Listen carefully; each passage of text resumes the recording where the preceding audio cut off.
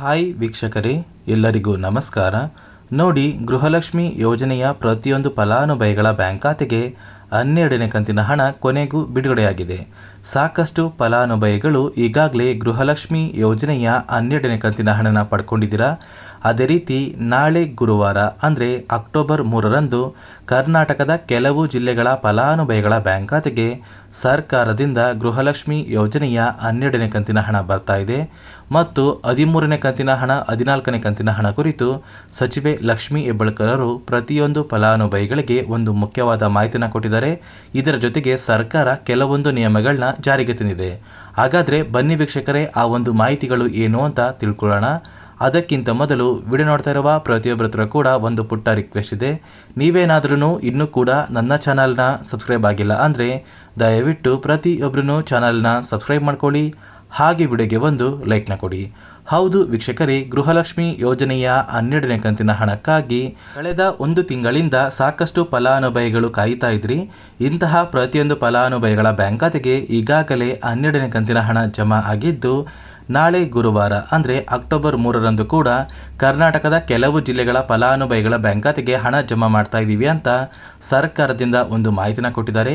ನೀವು ಇವಾಗ ಸ್ಕ್ರೀನಲ್ಲಿ ಕೂಡ ಫಲಾನುಭವಿಗಳ ಒಂದು ಕಮೆಂಟ್ನ ನೋಡ್ಬೋದು. ಫಲಾನುಭವಿಗಳ ಬ್ಯಾಂಕ್ ಖಾತೆಗೆ 12ನೇ ಕಂತಿನ ಹಣ ಜಮಾ ಆಗಿದೆ ಅಂತ ಕೆಲವೊಂದು ಫಲಾನುಭವಿಗಳು ಕಮೆಂಟ್ನ ಕೂಡ ಮಾಡಿದ್ದಾರೆ.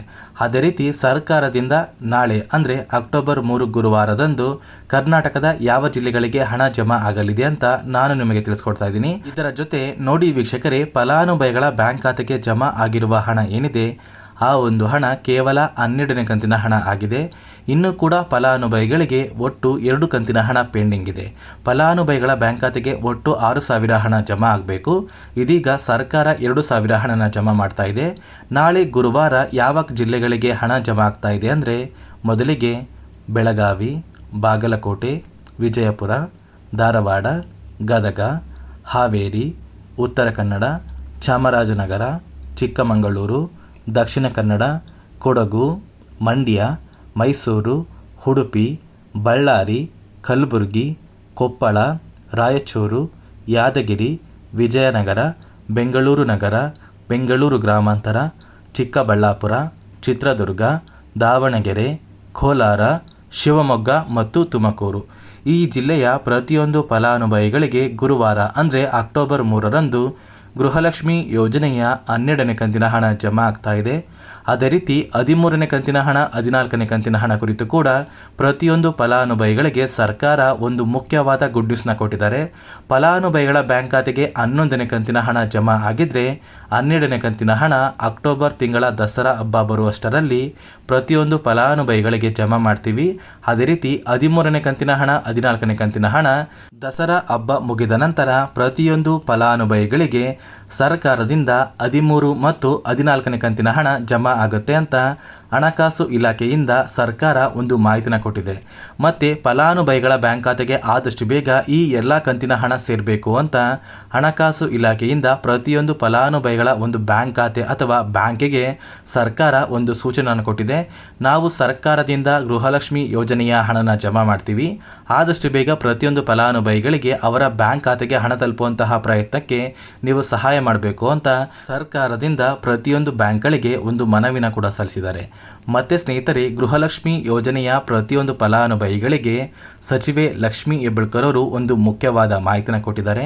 ಈ ಒಂದು ಮಾಹಿತಿಯ ಪ್ರಕಾರ ಸರ್ಕಾರ 12ನೇ ಕಂತಿನ ಹಣ, 13ನೇ ಕಂತಿನ ಹಣ ಮತ್ತು 14ನೇ ಕಂತಿನ ಹಣ ನಿಮ್ಮ ಬ್ಯಾಂಕ್ ಖಾತೆಗೆ 6,000 ಹಣ ಬರಬೇಕು ಅಂದರೆ ಸರ್ಕಾರ ಜಾರಿಗೆ ತಂದಿರುವ ಈ 5 ಹೊಸ ನಿಯಮಗಳನ್ನ ನೀವು ಪಾಲಿಸಿರಬೇಕು. ನೋಡಿ, ಸರ್ಕಾರದಿಂದ ಬಂದಿರುವಂತಹ ಒಂದು ಹೊಸ ನಿಯಮ ಏನು ಅಂದರೆ ಮೊದಲ ನಿಯಮ ಬಂದು ನೋಡಿ ವೀಕ್ಷಕರೇ, ನೀವು ಗೃಹಲಕ್ಷ್ಮಿ ಯೋಜನೆಗೆ ಅರ್ಜಿನ ಸಲ್ಲಿಸಬೇಕಾದ್ರೆ ನಿಮ್ಮ ಬಳಿ ಇರುವಂತಹ ಒಂದು ರೇಷನ್ ಕಾರ್ಡ್ನ ಆಧಾರದ ಮೇಲೆ ನೀವು ಅರ್ಜಿನ ಸಲ್ಲಿಸಿರ್ತೀರಾ.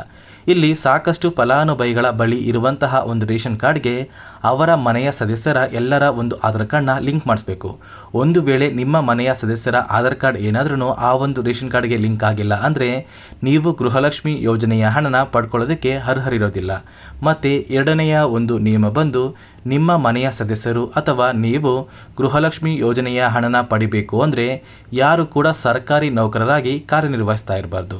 ಒಂದು ವೇಳೆ ನೀವು ಸರ್ಕಾರಿ ನೌಕರರಾಗಿ ಕಾರ್ಯನಿರ್ವಹಿಸ್ತಾ ಇದ್ದರೆ ನಿಮ್ಮ ಬ್ಯಾಂಕ್ ಖಾತೆಗೆ ಗೃಹಲಕ್ಷ್ಮಿ ಯೋಜನೆಯ ಯೋಜನೆಯ ಯಾವುದೇ ಒಂದು ಕಂತಿನ ಹಣ ಬರೋದಿಲ್ಲ. ಅದೇ ರೀತಿ ಮೂರನೆಯ ಒಂದು ನಿಯಮ ಬಂದು ನೋಡಿ ವೀಕ್ಷಕರೇ, ನೀವು ಅಥವಾ ನಿಮ್ಮ ಮನೆಯ ಸದಸ್ಯರು ಸರ್ಕಾರಕ್ಕೆ ಯಾವುದೇ ರೀತಿಯ ಒಂದು ತೆರಿಗೆನ ಕಟ್ತಾ ಇರಬಾರ್ದು. ಒಂದು ವೇಳೆ ನೀವು ಸರ್ಕಾರಕ್ಕೆ ತೆರಿಗೆನ ಕಟ್ತಾ ಇದ್ರೆ ನಿಮ್ಮ ಬ್ಯಾಂಕ್ ಖಾತೆಗೆ ಗೃಹಲಕ್ಷ್ಮಿ ಯೋಜನೆಯ ಹಣ ಜಮಾ ಆಗೋದಿಲ್ಲ. ಮತ್ತೆ ಸ್ನೇಹಿತರೆ, ನಾಲ್ಕನೆಯ ಒಂದು ನಿಯಮ ಬಂದು ನೋಡಿ, ನೀವು ನಿಮ್ಮ ಮನೆಯಲ್ಲಿ ಯಾವುದಾದರೂ ಒಂದು ಕಾರನ್ನ ಹೊಂದಿದ್ದು ಆ ಒಂದು ವಾಹನ ಏನಾದ್ರೂ ವೈಟ್ ಬೋರ್ಡ್ ಇರುವಂತಹ ಕಾರ್ ಆಗಿದ್ರೆ ನೀವು ನಿಮ್ಮ ಬಳಿ ಇರುವಂತಹ ಒಂದು ರೇಷನ್ ಕಾರ್ಡ್ನ ಕಳ್ಕೊತೀರಾ. ಅದೇ ರೀತಿ ಗೃಹಲಕ್ಷ್ಮಿ ಯೋಜನೆಯ ಹಣ ಕೂಡ ನಿಮ್ಮ ಬ್ಯಾಂಕ್ ಖಾತೆಗೆ ಜಮಾ ಆಗೋದು ಸ್ಟಾಪ್ ಆಗುತ್ತೆ. ಮತ್ತೆ ವೀಕ್ಷಕರೇ, ಐದನೆಯ ಒಂದು ಹೊಸ ನಿಯಮ ಬಂದು ನಿಮ್ಮ ಮನೆಯ ಸದಸ್ಯರು ಅಥವಾ ನಿಮ್ಮ ವಾರ್ಷಿಕ ಆದಾಯ 10 ಲಕ್ಷಕ್ಕಿಂತ ಕಡಿಮೆ ಇರಬೇಕು. ಒಂದು ವೇಳೆ ನಿಮ್ಮ ವಾರ್ಷಿಕ ಆದಾಯ ಬಂದು 10 ಲಕ್ಷಕ್ಕಿಂತ ಜಾಸ್ತಿ ಇದ್ದರೆ ಸರ್ಕಾರ ನಿಮ್ಮ ಒಂದು ಹೆಸರನ್ನ ಗೃಹಲಕ್ಷ್ಮಿ ಯೋಜನೆಯಿಂದ ತೆಗಿತಾರೆ. ಅದೇ ರೀತಿ ನೀವು ಹೊಂದಿರುವಂತಹ ಒಂದು ರೇಷನ್ ಕಾರ್ಡ್ನ ಕೂಡ ಸರ್ಕಾರದಿಂದ ಕ್ಯಾನ್ಸಲ್ ಮಾಡ್ತಾರೆ. ವೀಕ್ಷಕರೇ ನೋಡಿ ಸ್ನೇಹಿತರೆ, ಇದಿಷ್ಟು ಸರ್ಕಾರದಿಂದ ಜಾರಿಗೆ ಬಂದಿರುವ 5 ಹೊಸ ನಿಯಮಗಳು ಆಗಿದೆ. ಅದೇ ರೀತಿ ನಾಳೆ ಗುರುವಾರ ಅಕ್ಟೋಬರ್ 3ರಂದು ಕರ್ನಾಟಕದ ಕೆಲವು ಜಿಲ್ಲೆಗಳಿಗೆ ಸರ್ಕಾರ ಹಣನ ಕೂಡ ಜಮಾ ಮಾಡ್ತಾ ಇದೆ.